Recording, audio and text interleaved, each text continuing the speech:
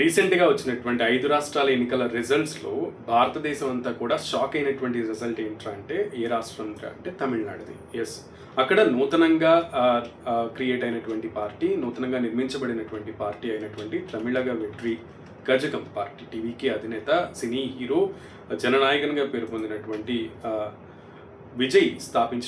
Joseph Vijay స్థాపించినటువంటి party అనూహ్య రీతిలో ప్రజల ఆదరణని, మన్ననలను పొందుతూ 107 స్థానాల్లో, అక్కడ 234 స్థానాలు ఉన్న తమిళనాడులో 107 స్థానాలని కైవసం చేసుకుని సింగిల్ లార్జెస్ట్ పార్టీగా ఎదిగి అక్కడ ప్రభుత్వాన్ని మిత్రపక్షాలతో కలుపుకుని ప్రభుత్వాన్ని ఏర్పాటు చేస్తూ ఇప్పుడు అక్కడ ముఖ్యమంత్రిగా విజయ్ పరిపాలనని తనదైన శైలిలో నడిపిస్తూ ముందుకు నడుస్తున్నారు. అయితే తనదైన శైలిలో తాను ఇచ్చినటువంటి వాగ్దానాలని, హామీలని అమలుపరుచుకుంటూ ముందుకు వెళ్తున్న క్రమంలో ఇటు పార్టీ పరంగా కూడా చురుకైన నిర్ణయాలు తీసుకుంటూ ముందుకు కదులుతుంది టీవీకే. అదెలారా అంటే తమిళనాడులో ఇప్పుడు ప్రబంధనం సృష్టించినటువంటి టీవీకే తన పార్టీని విస్తరించే యోచనలో ఉన్నట్లుగా తెలుస్తోంది. సొంత పార్టీ కార్యకలాపాలని ఇటు కర్ణాటకలో కూడా విస్తరించాలని భావిస్తున్నట్లుగా తెలుస్తోంది. ముఖ్యంగా రానున్న రోజుల్లో కర్ణాటకలో జరగబోయేటువంటి కార్పొరేషన్ ఎన్నికల్లో టీవీకే పార్టీ పోటీ చేసే యోచనలో ఉన్నట్లుగా తెలుస్తోంది. అది కూడా సెంటర్ ఆఫ్ ద సిటీ అయినటువంటి అంటే క్యాపిటల్ సిటీగా ఉన్నటువంటి బెంగళూరులో, అది కూడా తూర్పు నియోజకవర్గం అంటే తూర్పు కార్పొరేషన్ పరిధిలో